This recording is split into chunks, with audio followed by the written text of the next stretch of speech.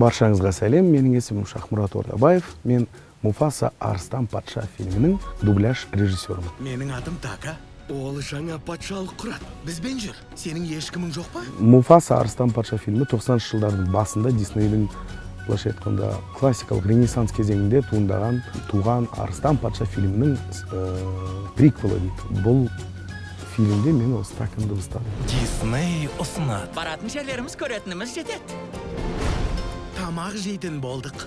Така фильмнің басында жақсы кейіпкер, бәріміз танитын Ызғар Қайнабаев.